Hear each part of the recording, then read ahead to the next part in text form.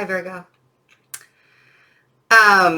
It's really funny because I went to do the Leo reading and had every intention of doing it, and I just kept getting the feeling I got to do the Virgo reading. I got to do the Virgo reading. Apparently, we got to get the Virgo reading out. Not that Leo is anything less than Virgo, and they will have their reading done as well this week, but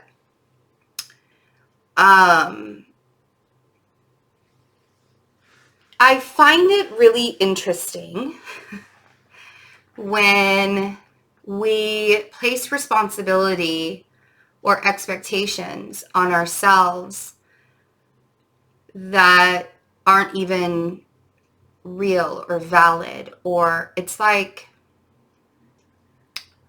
our expectation, and we've talked about this before, about how the expectations that we place on ourselves are so much greater than any expectations anybody else would place on us.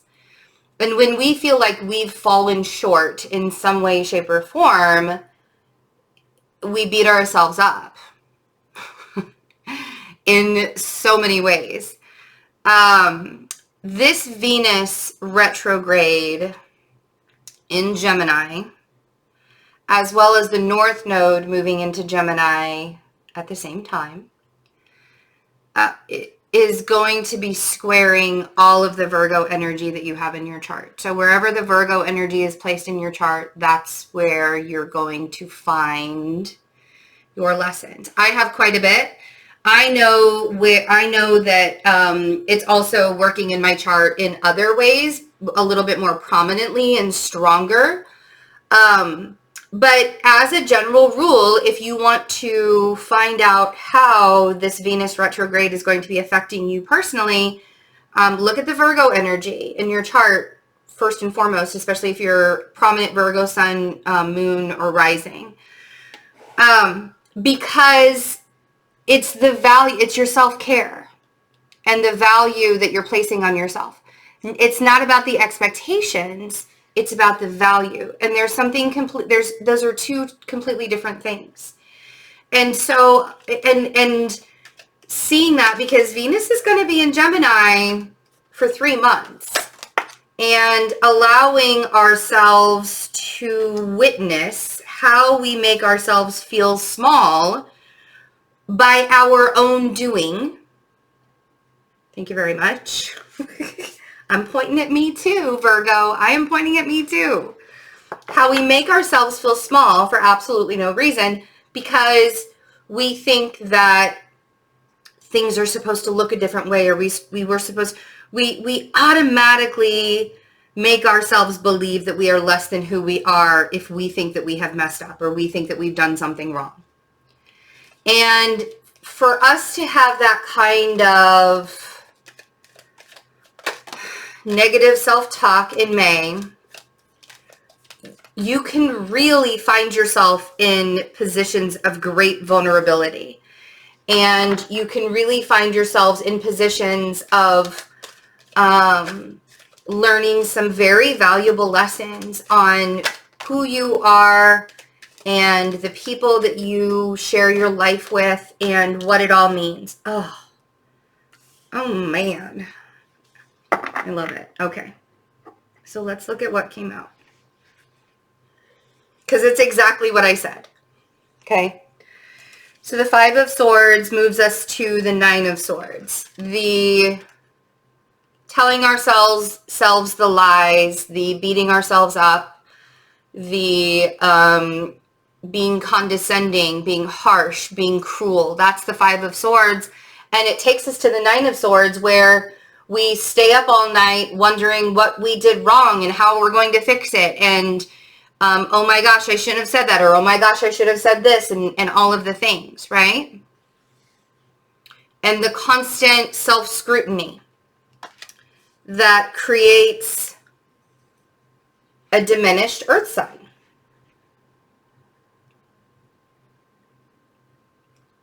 Somebody who has a lot of value now suddenly feels very small and very pained and very hurt. And it may be that you're going through this right now, or it may be that this is going to happen in May, or it may be that it's going to happen in June, sort of depending on where that Venus energy is going to spark this shocking revelation that's just sort of being handed to you. You see that? Ace of Wands. This is a very big opportunity in finding out who you are and allowing yourself to accept your faults, but accept your wins. I mean, what an amazing healing energy. Here's the thing. We all know that when Betsy says, here's the thing, there's this truth bomb that's about to explode. Here's the thing, Virgo. Your own ability to sabotage your emotions can make you more emotional. Let me say that again. Your ability to sabotage your own emotions can make you more emotional. And the one things that Virgos like the least about being a human is having emotions or having to accept that they exist. So, because if we could just be logical beings our entire lives, that would be wonderful. Try being a Virgo in Venus, or a Venus Virgo. And if you're a Venus Virgo, you know what I mean by that. Stay away, come here, stay away, come here, stay away, come here. So what do we do? Well, first of all, you recognize your worth, and you surround yourself with people who also recognize your worth. I understand that we're in quarantine. I understand that there are some things that we can't surround ourselves. I don't mean physically. I mean, make sure that you're in touch with your best friend. Contact the person that tells you how beautiful you are. Really allow yourself to be showered with love, and also shower yourself with love. And know when you are being triggered that sometimes it may not always be real. The trigger may be an illusion of something that has happened to you in the past, and that emotion is coming back up because of the trigger. It may not actually be the thing that you're supposed to be, like, there may not even be anything there. It may be something that you're creating. You see what I mean when I say that? So, and if you're a Virgo that can be very honest with themselves, you know exactly what I mean when I say that you create your own stories in your own mind of how things are playing out. And because we're extremely intuitive, so we automatically start thinking about all of the things, right? But sometimes your feelings can your thoughts and ego can overrun your actual intuitive thoughts, your intuitive feelings about it, okay? So, know your truth. And part of that knowing your truth is speaking your truth, and the speaking of your truth is the self-care. There's sort of this aha moment that you go through in May. And it may, again, may be happening to you now. It may be happening to you in May. But that Ace of Swords on the Five of Swords is sort of that, oh, I get it now. I see how I am lying to myself. And I see while I'm lying to myself, all of the ways that I was also trapping myself in my own mind and creating my own anxiety and making myself feel very small. Now, if there's another earth sign in your life that's making you feel small as well, I also want you to ask yourself, is this person worth disturbing your peace? Sometimes people can say things to us that are the truth, and it makes us feel small, but it's the truth, and that's what we have to accept, right? So we have the Devil and Temperance on the Nine of Swords. You could be dealing with a Capricorn or a Sagittarius energy that's driving you crazy insane. If you're dealing with an outside energy that's driving you crazy, I need you to detach yourself from that in May. If you can't physically detach yourself from it because you're in quarantine with them, I want you to say, these are my boundaries, and I need you to respect them in May, or we're going to have some problems. Like, be very honest. I know that that can sound rude. I know that I can do the Virgo rude thing and be very sharp with people when I'm not feeling my best and I'm not feeling very good about life and such. But being patient, this is a really big karmic lesson that Virgos are going through right now. The idea of allowing ourselves to be patient with ourselves. We can be patient with other people quite a bit. Yes, we can also be insufferable with other people, but our patience and loyalty is very clear, right? It's when we feel like we've been done wrong that we become impatient and no longer are loyal to somebody, right? The patient and loyalty runs very, very thick when it comes to Virgos, but we're not very patient with ourselves. And so in order to heal and balance yourself, we need to get in touch with our own demons. And that's what these transits, especially with Pluto retrograde in Capricorn, thank you very much.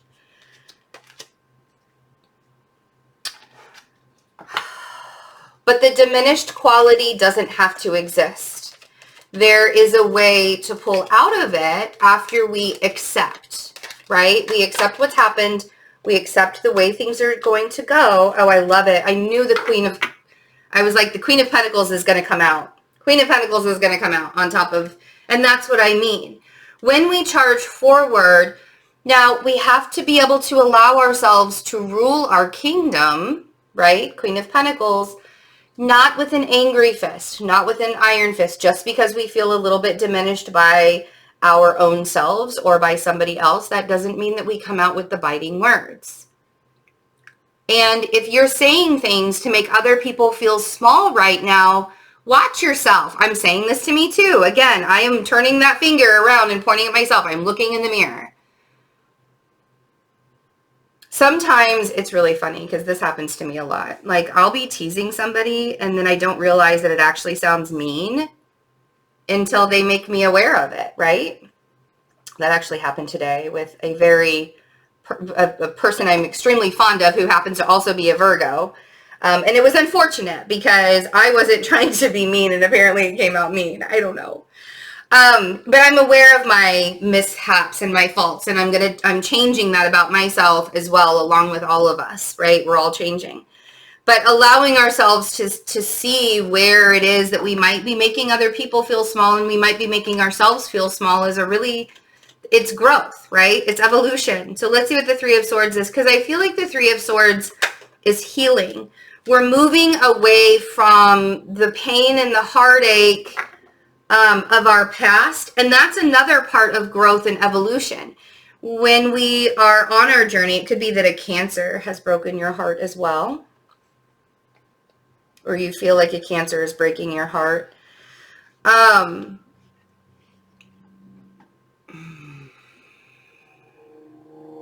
Or if you have broken a Cancerian's heart because of the words that you've said. Possibly, too, is what I'm hearing. But when we are on our journeys, because the Chariot is about knowing the direction that we're going and allowing ourselves to go in that direction with divine timing at play, right? The Chariot is going to move at the pace that it's supposed to according to source, right? Our journey, divine timing. I know divine timing can kind of be a bitch, but that's just because it's not our timing, right? Things are going to happen whether we like it or not in the time frame that it's supposed to. So the healing process and you removing yourself from the woe is me, beating yourself up kind of Five of Swords attitude, removing yourself from that is going to create the flow of opportunity. This Ace of Wands is saying, oh, I love it. Okay. Let's see, bottom of the deck. The Ten of Wands with the Ace on the Ace of Wands. Man, that's the truth. We've been working very hard to get to this place in time in our lives. And allowing ourselves to accept the peace and allowing ourselves to accept the opportunities and allowing ourselves to accept that we created this kind of abundance in our lives. And if you're not feeling too abundant right now, then I want you to start reassessing your situation because you're being provided an opportunity and we're coming to the end of the struggle. You don't have to work so hard anymore. You can relax. You can take a break, which is what's at the bottom of the deck. And rely on your friends. That Three of Cups on the Hermit.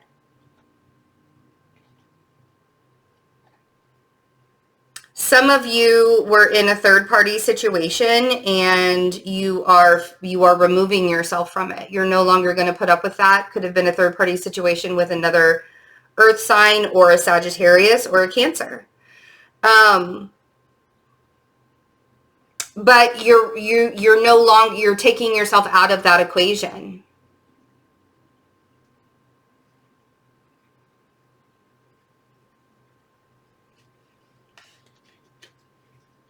The Four of Swords, bottom of the deck. The Four of Swords, the Wheel of Fortune. Ooh, there's that Scorpio card. We haven't seen it for a minute. The Death card, the Knight of Wands, and the King of Pentacles. And then we have the Ten of Swords with the Ace of Pentacles. Ooh, and the Ace of Cups. Damn. All right. And the Ten of Pentacles. Oh, my God. Okay, we'll talk about that too. Woo. So, Virgo. The Four of Swords and the Wheel of Fortune.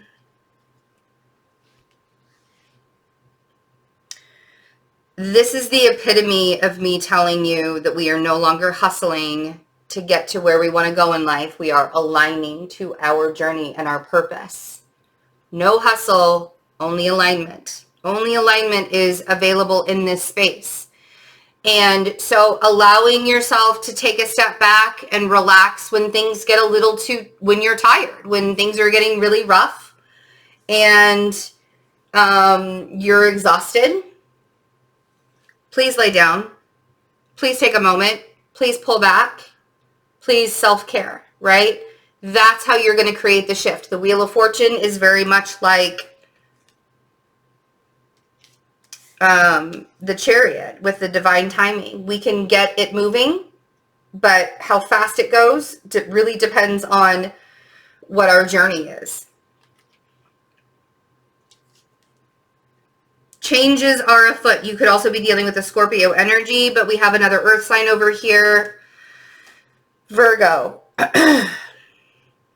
If you don't know what to do about this earth sign, I want you to leave it alone for May. Because I feel like it is going to resolve itself in due time. It's going to show you, because I feel like the energy between you and this earth sign is that of a growth and an evolution, and it's and you're coming into a time where the worst is over. The Ten of Swords. I mean, you can keep thinking about all the horrible things if you want to, but with the Ten of Swords, the worst is over. And allowing yourself to accept the gifts from the universe. So you have all of the aces in this reading. The Ace of Swords, the Ace of Wands, the Ace of Cups, the Ace of Pentacles, and the Ten of Pentacles.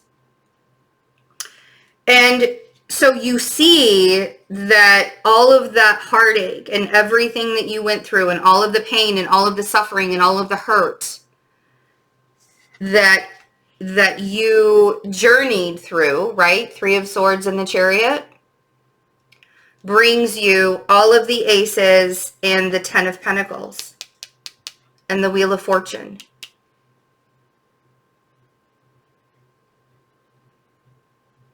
And the best way that you can sabotage it is by sabotaging your own emotions and making yourself more emotional about it and being overly dramatic and throwing a fit or throwing a Virgo fit, which is usually just like a silent, oh, the dog barked the same time I did that. Anyway, so let me, hold on one second. I'm going to shut the door just so I can.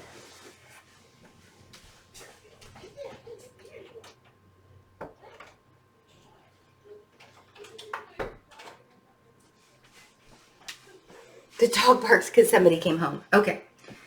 So, where was I? Okay. So we're at the end of the road, but we've gone through all of the stuff to get here. And, you know, yeah, I know it was hard, but we were built to overcome a lot. And the best way to look at it is in a positive aspect that things can only get better, right? And clearly that's what's happening. Things are only getting better. And so if you would like to be a member, that would be fantastic. We would love to have you be a member. Sorry, that whole dog barking thing just like threw me completely off. I'm not doing personal readings right now, so being a member is the next best thing, and members are being absolutely spoiled. We've got the Discord app going where we're talking everything astrology, everything tarot, just kind of hanging out with each other, checking in on a regular basis. I've even got an astrology challenge up right now, which is really fun. But you can only be on Discord if you're a member. We've got like for mid-tier and top-tier members, we're doing member-only lives. We are doing weekly meditation. So join us. It's a very affordable way to stay in touch and to get some extra help. If you need a little bit of extra guidance right now or just, support, we're here for you. So it's a wonderful group of people. I love you guys. Please take good care of yourselves. And I will see you really soon. Bye.